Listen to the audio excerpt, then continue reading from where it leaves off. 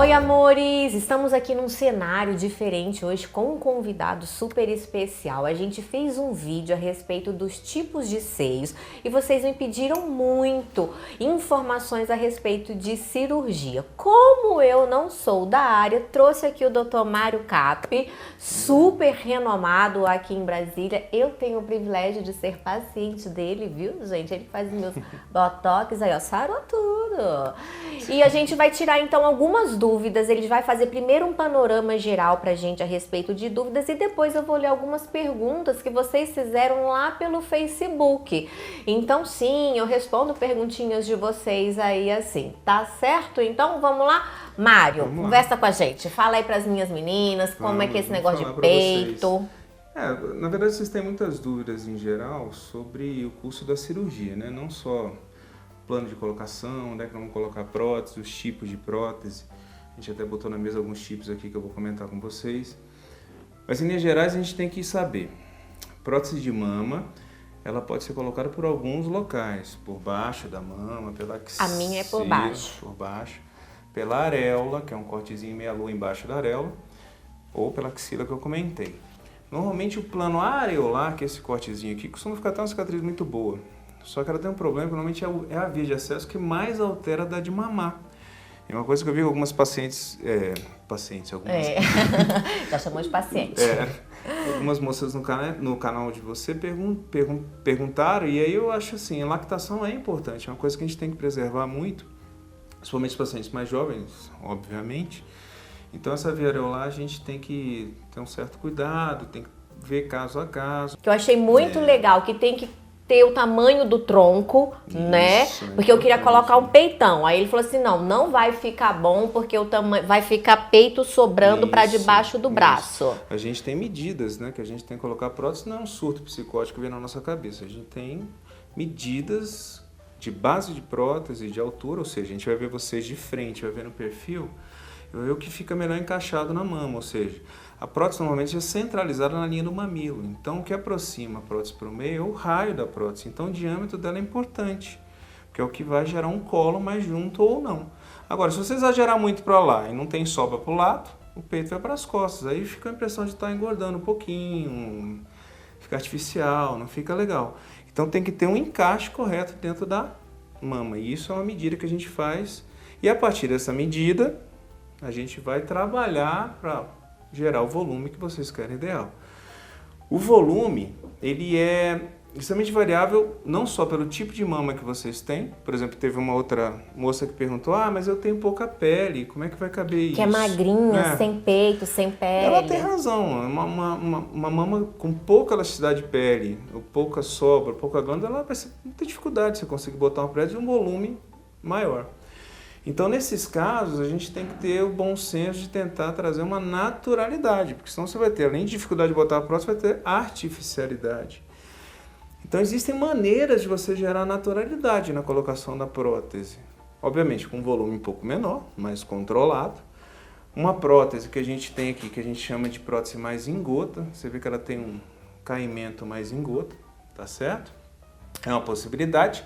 E outra possibilidade é pegar uma prótese, não importa, até um perfil que a gente chama de perfil alto, que é esse perfil aqui mais redondinho, mais alto, um pouquinho mais empinadinho.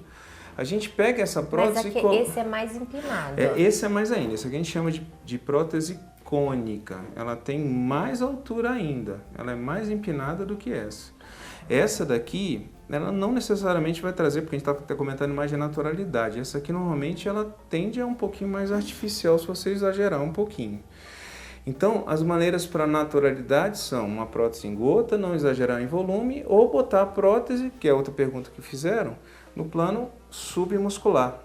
Ou seja, por debaixo do músculo, entre a costela e o músculo.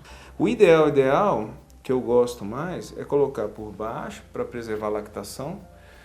E quando a gente põe embaixo do músculo, a gente libera o músculo peitoral maior, e até libera um pouquinho, na verdade ela fica num negócio que a gente chama de dual plane, entre o plano muscular e o plano glandular. Ela fica entre os dois. E aí não afeta a glândula? Não afeta a glândula. Mas com o caimento do colo mais natural. Por isso que eu falo, a questão de botar embaixo do músculo, ela dá mais naturalidade à prótese nessa região aqui. Então, tá? quem quer ficar com peitãozão mesmo, assim, tipo, tem o silicone. Aí é melhor botar uma prótese acima do plano muscular, porque ela vai marcar mais. Ela vai ficar com mais E isso é presença. muito de gosto também, né, Mário? Gosto. Eu tenho pacientes que querem peitos enormes, que eu até tento controlar. E já tem outras que querem bastante naturalidade. Então, às vezes, elas pedem prótese e engota embaixo do músculo. Eu lembro que o meu eu queria bem natural. E o meu eu lembro também que a gente não conseguiu colocar pela auréola, porque a minha auréola era muito pequenininha.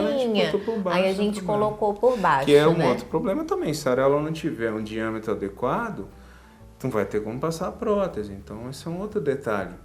E a questão que você comentou da pitose, eu comentei assim, a pitose, que é a queda de mama, a gente tem... Nome chique. Pitose. Onde é a sua pitose? No umbigo. Olha isso. E existe mesmo, por exemplo, depois de lipo, aquele umbigo chorão é uma pitose de umbigo. Olha, pode ser, tá aí. Então, uma queda, ela pode ser uma queda mais séria, uma queda mais leve. Se você tinha uma pitose muito leve, grau 1 e tal, então você vê que eu só botei a prótese, ficou ótimo, sem grande problema.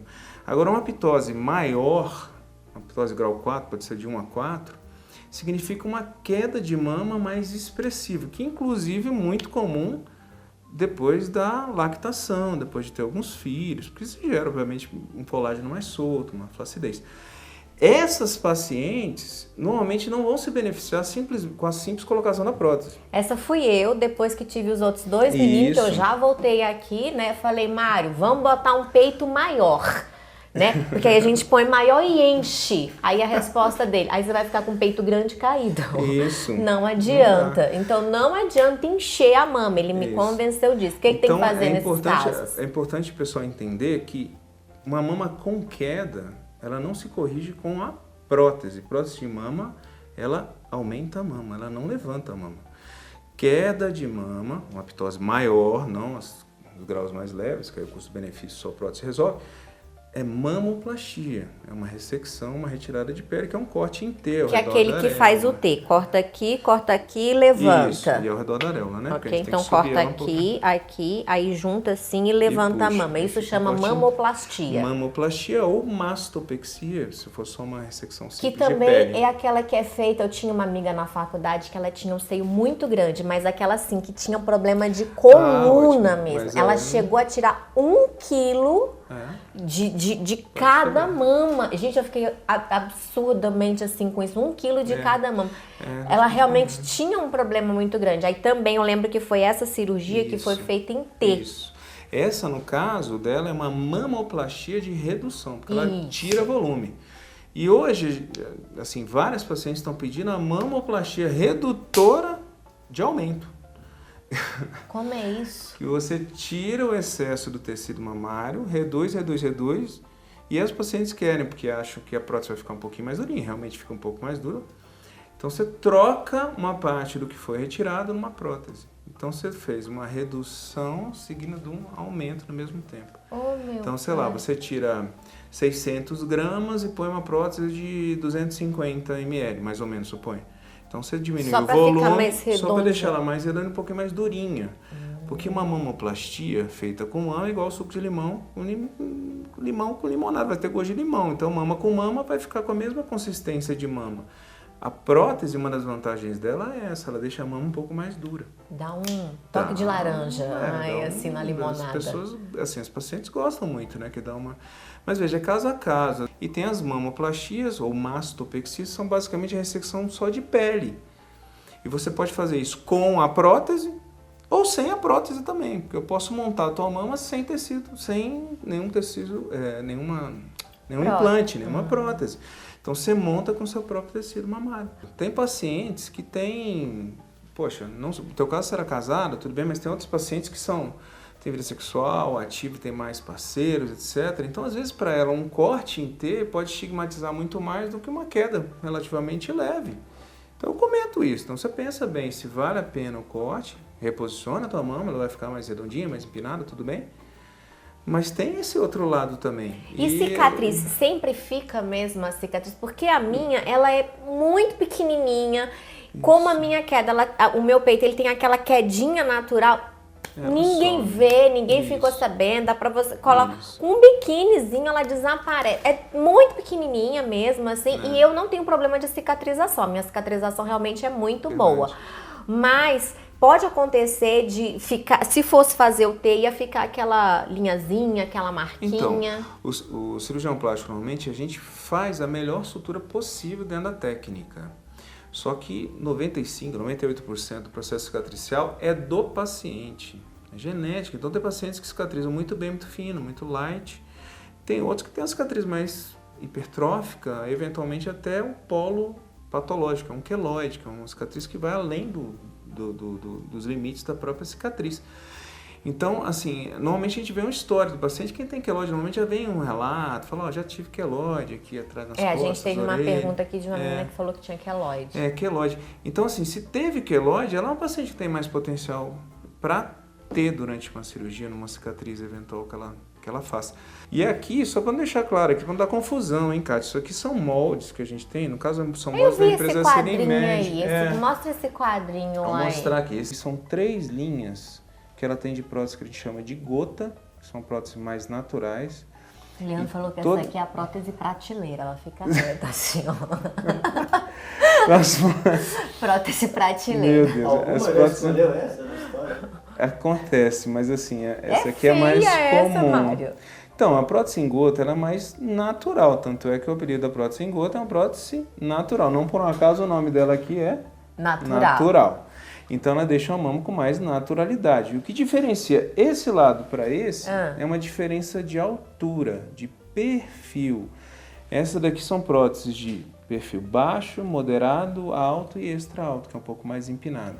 Mas é assim, a mesma quantidade de mLs? Não, aqui não é ml. Você pode ter uma prótese de perfil baixo de 300, de perfil moderado de 300, perfil alto de 300 ou de extra alto de 300. Então, é a mesma quantidade de mLs. Aqui no caso é similar, o que ele está querendo mostrar é só a altura, que é diferente. Uma e é mais aí a empinada altura é a que a altura outra. de baixo? O que é a altura é, na verdade, o perfil, é o que você vê de lado. É isso daqui, de lado. essa Olhou distância. de lado. Isso. Entendi. Aqui no caso tá falando da gota, né? A gota é sempre mais natural, daquele peito caimento mais menos artificial. Essa linha e essa linha são as linhas que se usam mais. Que é a linha sonho de toda mulher. Quem que vai querer botar um peito pra ficar caído? Ninguém. Não fica caído, fica bonito também. Vocês estão com preconceito da prótese natural. Ela fica elegante, ela fica elegante bonita. É bom, elegante é elegante. Bom. Elegante é legal. Essa prótese aqui, essa linha aqui é uma linha que a gente chama de redonda, com os perfis baixo, moderado, alto, extra alto. E essa linha é uma linha da Sirimed que a gente chama de cônica. Então esse é aquela o cone, linha, é esse. Olha a diferença esse do cônico para um perfil redondo. Esse aqui é o mais empinadinho. Esse empina mais. Então esse tem que ter um certo cuidado. Se você empinar demais, você pode gerar realmente uma certa artificialidade. Mas tem gente que gosta. Adora. Então assim, é caso a caso. Eu vou ter que ver a medida correta de base e de altura para poder colocar para Mas o nosso peito não vem desse jeito. O nosso vem desse jeito. Ela tem uma texturinha, isso é uma prótese. Tem vários tipos de marcas aí que tem próteses. E ainda tem aquele negócio antigo que antigamente falava de tem que trocar de 10 em 10 anos. Ainda tem isso? Não. Não tem mais que trocar. Antigamente, 98% das próteses rompiam em 10 anos. Por isso que ficou esse negócio dos 10 anos. Hoje em dia, o índice de ruptura em 10 anos é em torno de 0,5%. Só que uma das indicações de prótese é a ruptura. Tem uma outra indicação. Quando você põe a prótese lá dentro, toda mulher que tem prótese tem uma cápsula que envolve a prótese. É uma cápsula fibrosa. O organismo isola o implante. Tem um grupo de pacientes que essa cápsula começa a esmagar o implante. Isso chama contratura capsular. Se você tiver uma contratura capsular num grau mais elevado, a mama fica dura, empedrada, perde a forma, fica super esquisita. Se ela chegar nesse ponto, você vai precisar trocar a sua prótese. Mas quem que vai ter? 1 a 3% dos casos operados podem ter contratura capsular. E aí precisa, eventualmente, da troca do implante. Uma pergunta que fizeram pra gente também é se quem coloca prótese pode fazer exame de mamografia. Pode, normalmente. Normal, viu, Sem gente? problema Eu nenhum. já fiz. E eu achei até interessante que quando eu fui fazer a minha, eu fiz a mamografia da mama e Isso. depois a moça fez a mamografia só da região que tinha o Isso. silicone. Você Achei tem bem que legal. avisar, né? Que tem É. a prótese pra não chegar lá para não machucar, né? Mas hoje você tem mamografia, tem ecografia e a ressonância, que as pessoas esquecem, que é um exame excelente para uma sensibilidade enorme para lesões de mama. Ah, mas todo mundo fala que mamografia dói horrores, gente. Dói nada, é um apertinho ali tranquilérrimo. Dá pra fazer de mamas boa. muito grandes, às vezes incomoda um pouco mais, Ah, né? tá. Aquela moça de mama maior. Mas assim, não tem nenhum risco. A prótese de mama não tem relação com nenhum tipo de câncer. Prótese de mama também não tem nenhuma dificuldade em diagnóstico de câncer de mama.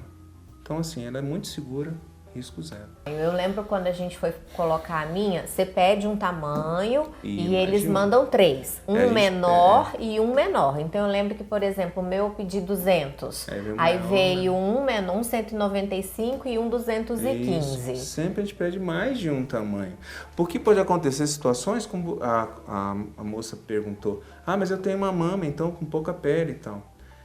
Qual é a garantia que eu vou ter que aquele volume que a gente gostou, a gente fez o teste e tal, vai efetivamente caber naquela mama? Porque a pele dela às vezes não distende. Então eu tenho que levar uma mama de segurança, uma prótese de segurança num volume menor. E eventualmente acontece, a gente tem que botar um volume menor, porque não cabe.